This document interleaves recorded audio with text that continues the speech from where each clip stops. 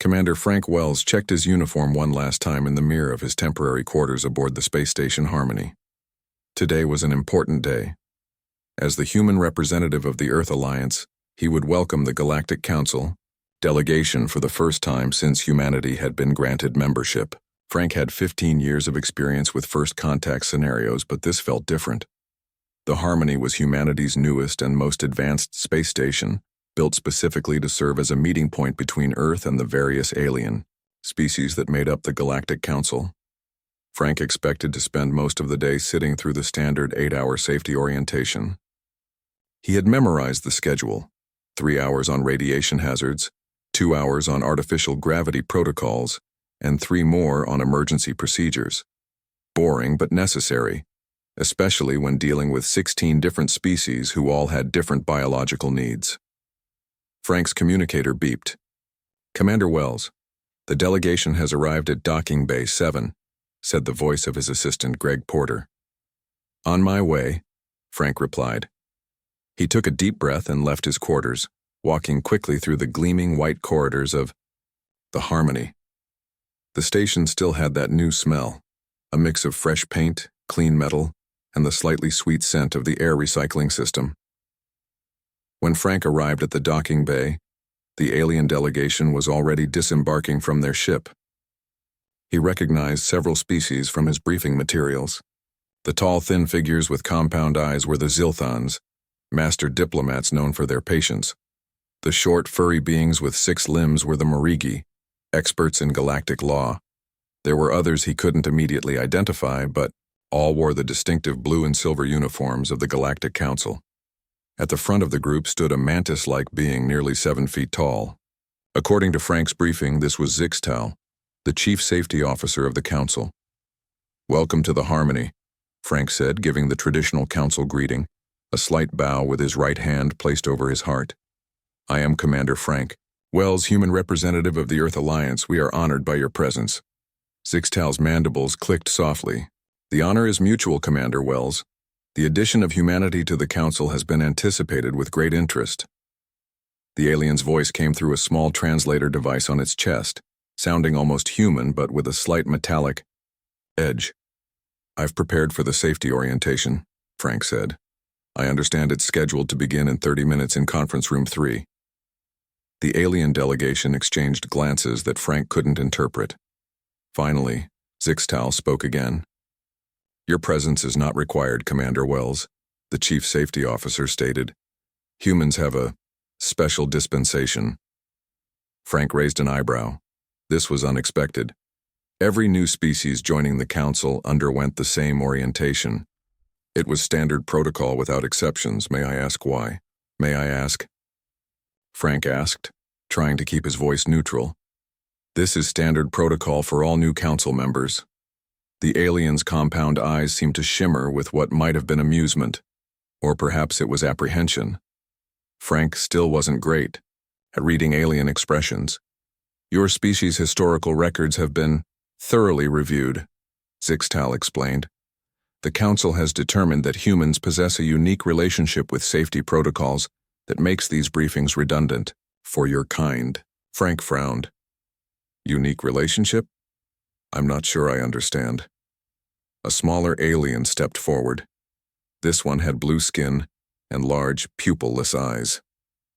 "Perhaps I can explain," it said through its translator. "I am Dr. N. Rim, Council Xenopsychologist. We have studied your species extensively." "And?" Frank prompted when the alien paused. "And we have found that humans have a fascinating response to safety procedures," Dr. N. Rim continued. "When told not to do something for safety reasons, humans become more likely to attempt it.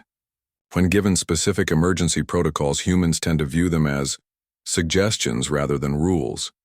Frank couldn't help but smile. "That's not entirely inaccurate." Zixtal's mandibles clicked again. "The incident at Proxima Centauri Station 6 months ago was particularly illuminating." Frank's smile faded. The Proxima incident had been all over the news, a massive reactor failure that should have destroyed the station but somehow hadn't. He hadn't heard all the details. "What happened there?" he asked. A human engineer named Olivia Martinez was stationed there, Dr. Nrim explained. When the reactor began to fail, all non-human crew followed emergency protocols and evacuated to designated safe zones. But Martinez didn't, Frank guessed. No, Zixtal confirmed.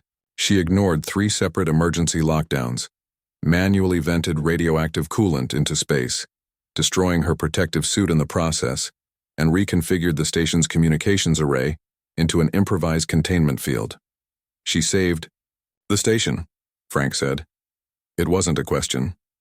Yes, Dr. Nrim said, against all statistical probability, and in direct violation of 17 safety protocols.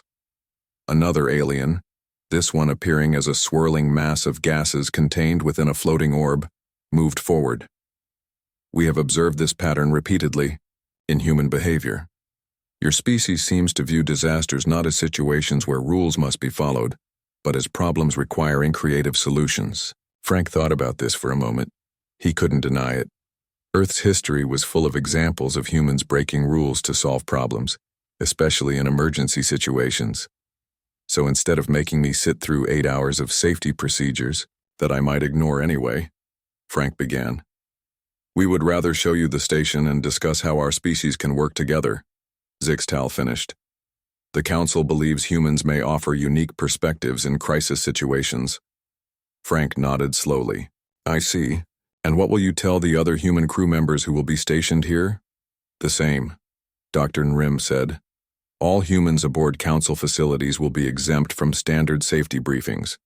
Instead, they will be given general information about potential hazards and trusted to, how do you say it? Figure it out if problems arise. That's either the smartest or the most reckless decision the Council has ever made, Frank said with a laugh. Perhaps both, Zixtal replied, and Frank thought he detected a note of humor in the translated voice. Now would you care to join us for a tour of your impressive station? We are particularly interested in seeing how humans have designed the emergency systems.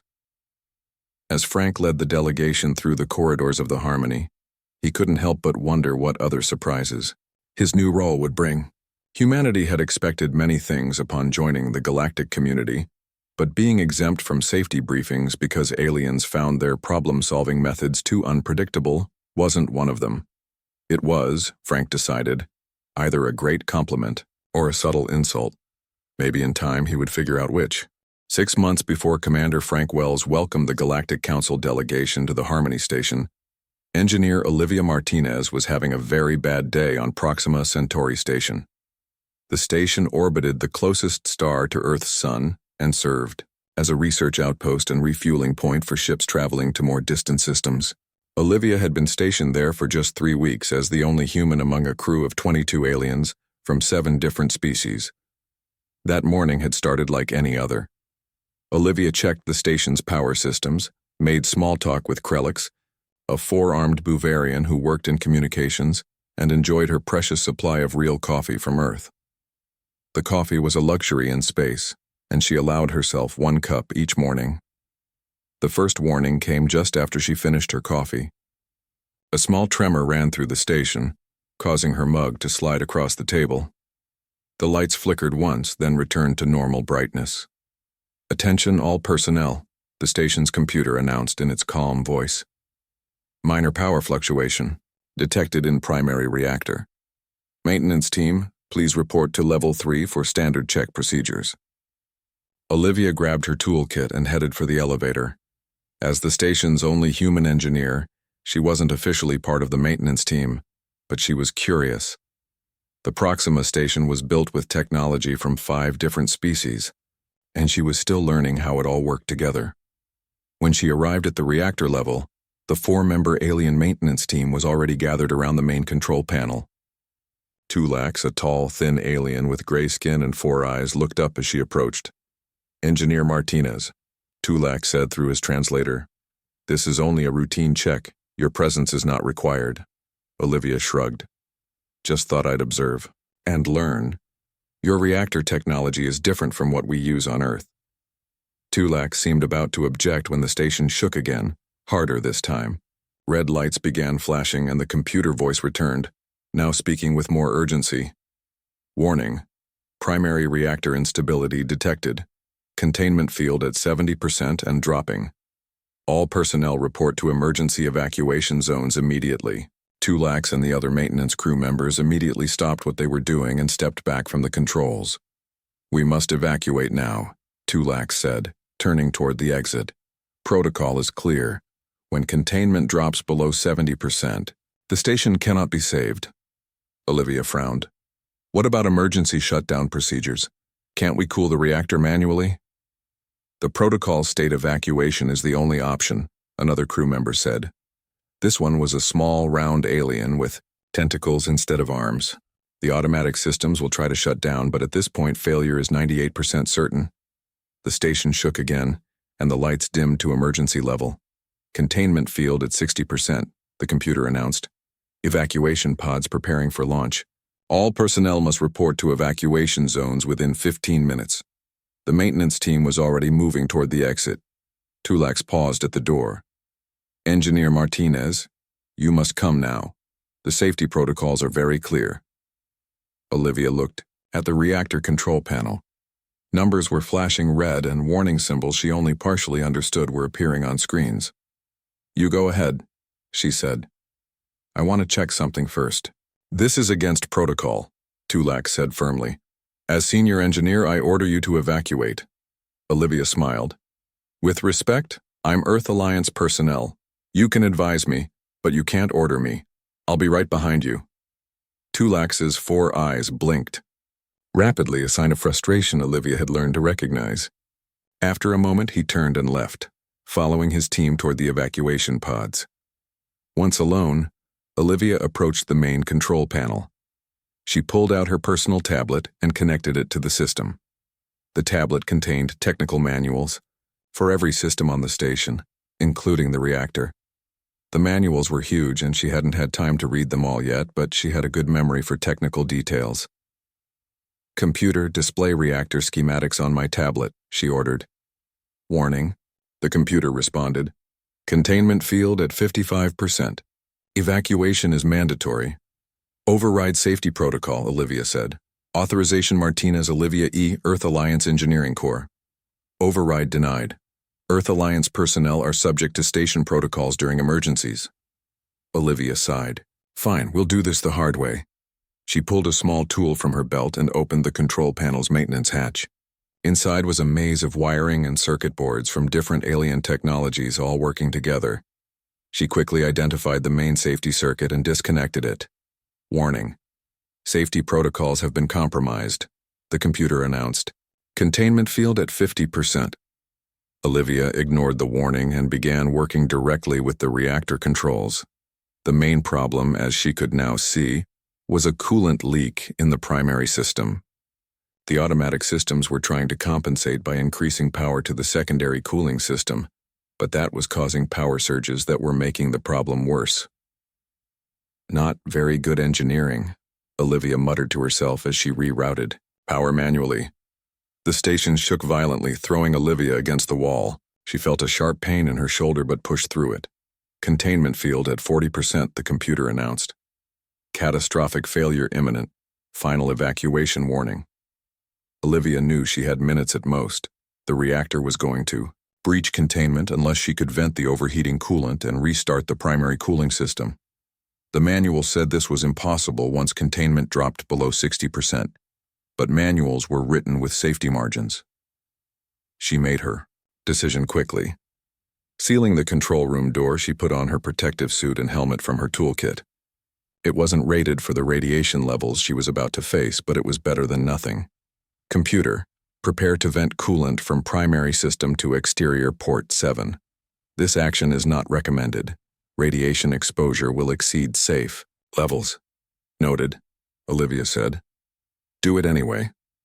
As the computer complied, Olivia moved to the communication array controls on the other side of the room. She would need to reconfigure it quickly to generate a makeshift containment field once the coolant was vented.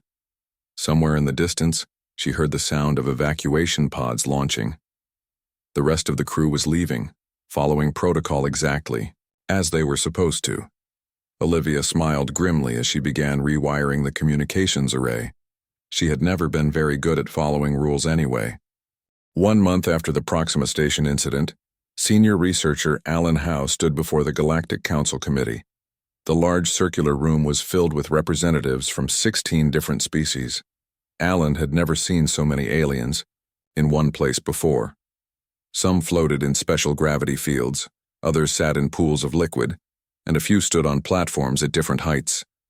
The room was designed to accommodate the physical needs of all council members. Alan cleared his throat, nervously. As Earth's leading expert on human psychology, he had been tasked with explaining human behavior to the bewildered council. The Proxima Station incident had raised many questions about how humans respond to emergency situations. "Thank you for allowing me to speak today," Alan began. He was a tall man with gray hair and kind eyes. His voice was calm and measured, the voice of someone used to explaining complex ideas. "I understand you have concerns about how humans approach safety protocols." High Counselor Ilara, a being with glowing tentacles and a vaguely humanoid face, spoke first. "Researcher Howe, the Council is not concerned. We are curious. Engineer Martinez's actions at Proxima Station defied all logic and safety procedures, yet resulted in saving a station that our models predicted was doomed." Alan nodded. "Yes, and she's not the first human to ignore safety rules when faced with a crisis." He pressed a button on the small remote in his hand. The large screen behind him lit up, showing images of Earth, mountains, oceans, deserts, and jungles. "You must understand," Alan explained to the assembly. "Humans evolved on a planet that was actively trying to kill us at every turn. Predators, weather, geography, even the air could be deadly depending on where you stood." The display changed to show hurricanes, volcanoes, floods, and other natural disasters. Several council members shifted uncomfortably at the images. "Safety protocols for us were never absolute rules," Alan continued. "They were suggestions, guidelines created with the understanding that someday someone would need to break them to survive." Council Member Vren, a gaseous entity contained within an ornate floating sphere, pulsed with agitation. Its translator voice sounded unusually high-pitched. "But your historical records show humans deliberately seeking dangerous situations for recreation." Alan smiled and changed the display again. Now it showed people climbing mountains, diving into the ocean, jumping from planes with parachutes, and racing vehicles at high speeds. "We call that extreme sports. It's how some humans relax." The council chambers erupted into anxious murmuring. Alan waited patiently for order to return. This reaction was not unexpected. "Relaxation through danger-seeking behavior is not logical," said a small insect-like being from the third row. "Perhaps not by your standards," Alan agreed.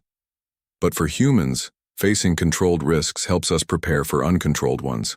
It's part of our psychology." High Counselor Ilara's bioluminescent tendrils dimmed slightly. A sign Alan had learned indicated deep thought or concern.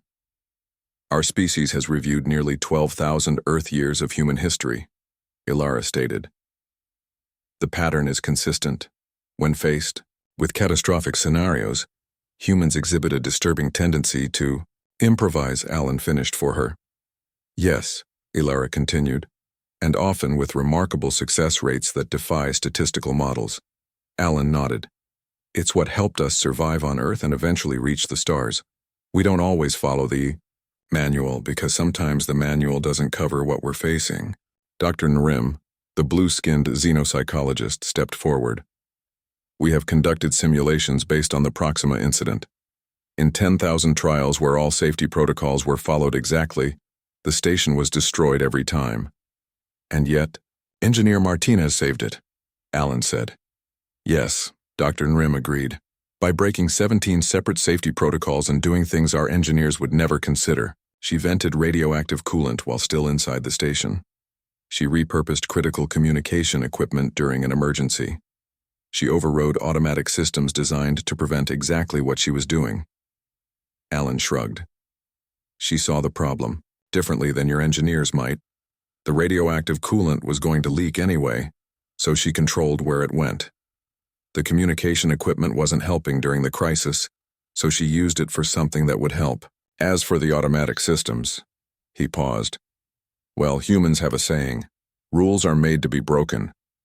This caused another wave of murmuring among the council members. Alan noticed some seemed distressed while others appeared fascinated. A tall, thin alien with multiple eye stalks spoke next. We have reviewed other incidents involving humans in crisis situations. There is a disturbing pattern. When told something cannot be done, humans become more determined to do it. Alan laughed. Yes, that sounds like us. Telling a human something is impossible is often taken as a challenge. This is why we are having this meeting, High Counselor Alara said, her voice cutting through the noise. The council must decide how to handle human crew members on mixed-species vessels and stations. Your approach to safety creates complications. I understand your concern, Alan said, but consider this. In situations where following the rules leads to certain failure, having someone willing to try the impossible might be valuable. The council chambers grew quiet as the members considered his words. Finally, Dr. Nrim spoke again. We have a proposal. Instead of attempting to make humans follow our safety protocols, perhaps we should create a new classification for your species. What kind of classification? Alan asked. Emergency Innovation Specialists, Dr. Nrim said. In standard situations, all crew follow normal procedures, but in catastrophic scenarios, when conventional methods have failed, humans would be consulted. Alan raised his eyebrows. You want us to be your emergency rule breakers? We want to acknowledge your species' unique abilities, High Counselor Alara corrected. Your tendency to find unconventional solutions in seemingly impossible situations is a trait the Council has not encountered before. It could be valuable. And what about safety briefings? Alan asked. Will humans still be required to sit through them? Dr. Nrim's large eyes blinked rapidly.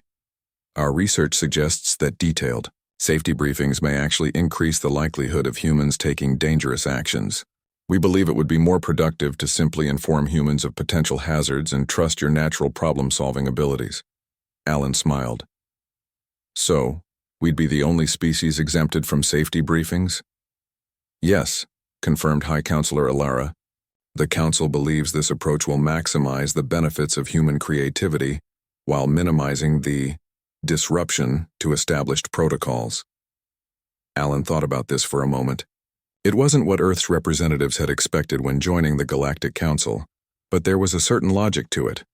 Humans did tend to view rules as flexible, especially in emergencies.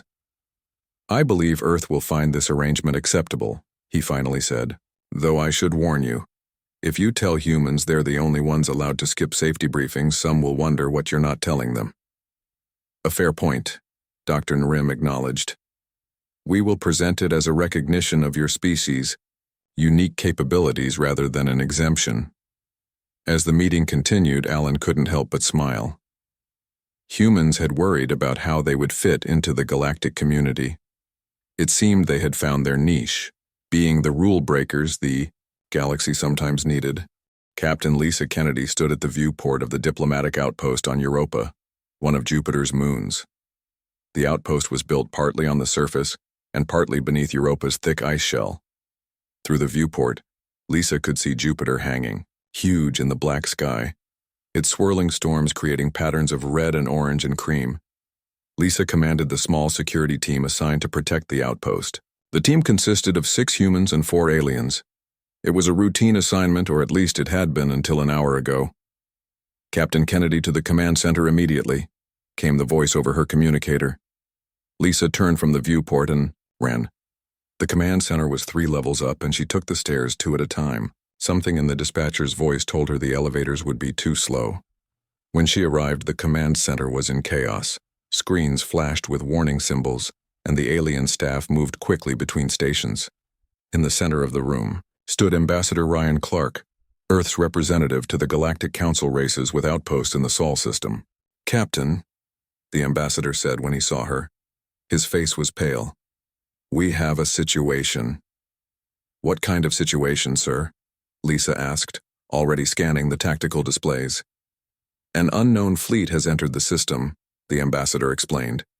They're not responding to hails and are moving directly toward Europa. The Council's Defense Committee has identified them as the Krell Armada. Lisa frowned. I'm not familiar with the Krell. Nobody is, said Xurltek, the outpost's Vrixian science officer. The tall, blue-skinned alien's translator rendered his clicks and whistles into English. They come from beyond the galactic rim. This is the third outpost they've attacked in the past month. Attacked? Lisa asked sharply.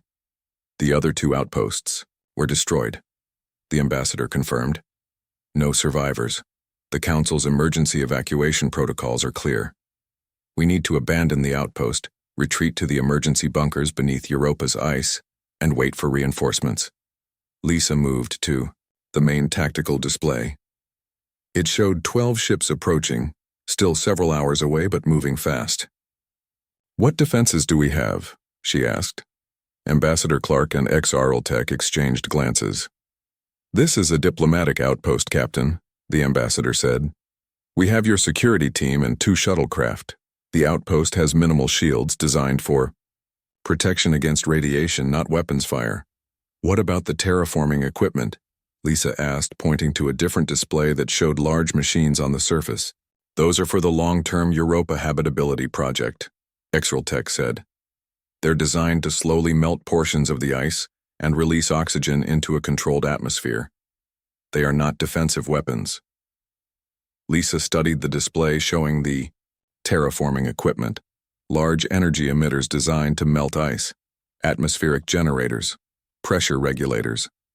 Ideas began to form in her mind. How much power can those terraformers generate? She asked. Captain, the ambassador said firmly, the Council protocols are very clear. This is not a defensible position. We need to evacuate to the bunkers and wait for the Council fleet, which is already on its way. Lisa looked at him. With all due respect, sir, if those ships are only hours away and have destroyed 2 other outposts, I'm not confident that hiding is our best option. The bunkers are designed to withstand. Sir, Lisa interrupted. I understand the protocols, but I'd like to try something first. The Krell don't know we've detected them yet, right? Xurltek confirmed this. Their approach suggests they believe their presence is still unknown to us. Then we have a window of opportunity, Lisa said. She turned to her second-in-command who had just entered the room. John, get our team together. We're going to the surface. Captain Kennedy, the ambassador said, his voice rising. I must insist you follow Council emergency protocols. Lisa looked at him steadily. Sir, I was told that humans have been classified as emergency innovation specialists by the Council. Is that correct? The ambassador blinked in surprise. Well, yes, but... And we're facing an emergency, correct? Yes, but... Then let me innovate, Lisa said with a smile. Evacuate the non-essential personnel to the bunkers as per protocol. My team and I will handle the Krell. Before the ambassador could object further, Lisa was already heading for the door, calling instructions to her team over her communicator. 4 hours later, Lisa and her security team had reconfigured the terraforming equipment covering a 10-mile radius around the outpost. Every piece of equipment had warning labels in 14 languages that read, "Not for defensive purposes," which Lisa and her team had systematically ignored. Atmospheric generators are set, reported John through the communicator. He was at a station 3 miles north. Ready to create a pressure wave on your mark. Ice melters reconfigured to focused energy mode, said Maria from the East Station. They won't work as weapons for long before burning out, but they'll give us something. Pressure regulators ready, added Carl from the South Station. If this works, it should create one hell of a disorienting effect. Lisa stood at the main control station, watching as the Krell ships entered Europa orbit. They were black, spiky vessels that reminded her of sea urchins. Already smaller craft were detaching from the main ships, landing parties most likely. They're starting to descend, Lisa reported to her team. Remember, we only get one shot at this. The equipment wasn't designed for what we're about to do. What exactly are we about to do, Captain? John asked. We're going to create a localized storm just as they enter the lower atmosphere, Lisa explained.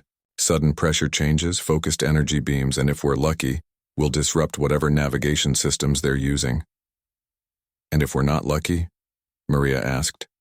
Then we join the ambassador in the bunkers and hope the council fleet gets here. In time, Lisa replied honestly. The first Krell landing craft entered Europa's thin atmosphere. Lisa watched them on the scanner, counting down in her head. Now, she shouted into her communicator. All around the outpost, the terraforming equipment activated at once, but not in the way it was designed to work. The atmospheric generators created a sudden, violent pressure wave. The ice melters, instead of gently warming the surface, fired concentrated energy beams upward. The pressure regulators released gases in a pattern calculated to create maximum disorientation. The effect was immediate. The Krell landing craft began to wobble and spin. Two collided, exploding in bright flashes against the black sky. 3 more plummeted to the surface, crashing into the ice. The remaining craft retreated to their main ships. It worked. John's excited voice came through the communicator. They didn't expect a defense. Lisa watched carefully as the main Krell ships changed formation. One smaller vessel, damaged by the unexpected defense, drifted away from the others, its engines apparently offline. Maria, focus the East Station energy beams on that damaged ship, Lisa ordered. Let's see if we can bring it down intact. Captain, that's not in any council defense protocol, Maria replied, though Lisa could hear she was already doing it. I know, Lisa said with a grim smile. That's why it might work. The focused energy beams lanced out, striking the damaged Krell ship, precisely at what appeared to be its engine section. The ship began to descend slowly, not falling but landing under minimal control. Security team, converge on these coordinates, Lisa ordered, marking the ship's projected landing site on their shared map. We're going to capture that ship. Admiral William Douglas stood tall in his dress uniform before the full assembly of the Galactic Council. The Grand Chamber was packed with representatives from over 200 species. Some stood, some floated, some swam in special tanks. All were focused on the lone human at the center of the room. The chamber fell silent as the final vote was displayed on the large screens around the room. The resolution had passed with near unanimity. Humans would be formally exempted from all standard safety briefings throughout Council space. Additionally, all ships with mixed crews would be required to have at least one human aboard for emergency situations. Admiral Douglas, Earth's military representative to the Council, looked bewildered. This was not what he had expected when he was called to address the Council about the Europa incident. I don't understand, he admitted to the assembly. Most species get more restrictions when joining the Council, not fewer. High Counselor Ilara floated down from her elevated position to stand before William. Her translucent body glowed with soft blue light, and her voice came through her translator with what might have been a sigh. Admiral, we have concluded that safety briefings are for humans counterproductive. They appear to function for your species as, what was your Earth term? Ah, yes. Challenge statements. The Council's chief psychologist, Dr. Narim, floated forward. His blue skin had patterns that shifted as he spoke, a form of expression that complemented his words. Our analysis shows that when humans are told something cannot or should not be done, they become 60% more likely to attempt it, especially in crisis situations. And most disturbingly, they succeed with alarming frequency. William couldn't help but smile. So you're saying we're too creative with safety equipment? We're saying, Ilara continued, that the Council has created a new classification for humanity, emergency innovation specialists. When conventional safety measures fail, when evacuation is impossible, when a situation defies all existing protocols, that's when you call a human, William finished. Precisely, said Dr. Nrim. The incident at Europa was the final evidence we needed. Captain Kennedy's actions were illuminating. William nodded. The news had spread quickly throughout Earth's forces. Captain Lisa Kennedy and her small security team had not only repelled an attack by the previously unknown Krell Armada, but had captured one of their scout ships intact. No other species had managed that feat in the brief but intense conflict. With the Krell, Captain Kennedy repurposed terraforming equipment that was clearly marked with warnings not to use it for defense, Dr. Nrim continued. She created a defense system that no council engineer would have considered possible. And it worked, William pointed out. Yes, agreed Alara. That is precisely our point. When council investigators asked Captain Kennedy why she ignored direct safety protocols, do you know what she said? William shook his head. She said, "The manual said the terraforming equipment couldn't be weaponized. I figured that just meant no one had tried hard enough." The chamber erupted in a mixture of sounds that William's translator rendered as laughter, though it didn't sound like any laughter he had ever heard. This is the essence of human thinking, that we find so valuable, Alara explained once the noise had died down. Where other species see warnings and stop, humans see possibilities. The captured Krell scout ship has provided invaluable intelligence, added a tall, insect-like being that William recognized as the Council's defense coordinator. We now understand their navigation systems and have developed countermeasures. The Krell have retreated from Council space. And the Council believes this was because of human innovation? William asked. We believe it is because humans view safety warnings and emergency protocols differently than other species, Dr. Nrim said. Where others see absolute limits, you see guidelines. William thought about this. He couldn't deny the truth in what they were saying. Throughout human history, many of their greatest advances had come from people who ignored warnings and broke rules. So what exactly does this new classification mean for humans in Council space? William asked. It means three things, Alara answered. First, as mentioned, humans are exempt from standard safety briefings. You will receive basic information about hazards but no specific protocols to follow. Second, continued Dr. Nrim, all Council ships and stations with mixed crews will be required to have at least one human aboard, specifically for emergency situations. And third, added the defense coordinator, we would like Earth to establish a new training program. We are calling it the Emergency Innovation Corps. Selected humans will be taught about all Council technology, not to follow the rules for using it, but to understand its basic principles so they can improvise when needed. William felt a surge of pride. Humanity had worried about how they would fit into the galactic community. Many had feared that humans would be seen as too aggressive, too unpredictable. Instead, these very traits were being recognized as valuable. Earth will be honored to establish this training program, William said formally. Though I should warn you, once humans know you want them to break the rules in emergencies, they may get even more creative. We are counting on it, Alara said. Her translator couldn't quite capture the emotion in her voice, but William thought it might be hope. The new directive was disseminated throughout Council space the following day. It was simple, direct, and caused considerable alarm among safety officers everywhere. In case of catastrophic failure, find a human and stay out of their way. 2 weeks later, back on the Harmony space station, Commander Frank Wells sat in the station's bar with Zixtal, the chief safety officer, who had first told him about the human exemption from safety briefings. So that's why you didn't make me sit through the orientation, Frank said after Zixtal explained the Council's decision.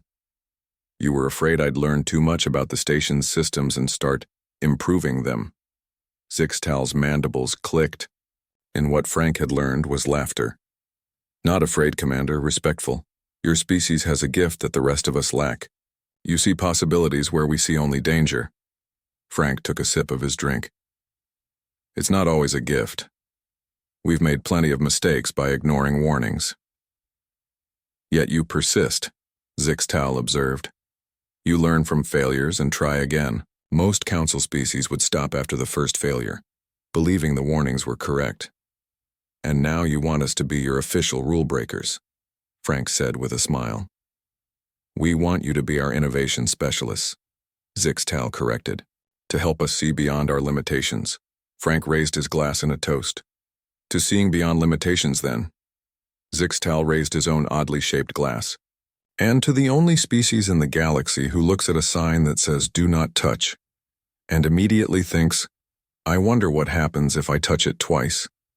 They both laughed, and Frank thought that perhaps humanity had found its place in the stars. After all, not as conquerors or even explorers, but as the galaxy's problem solvers, the ones who would ignore the manual and try the impossible when everyone else had given up, all because humans were the only species allowed to skip safety. Briefings.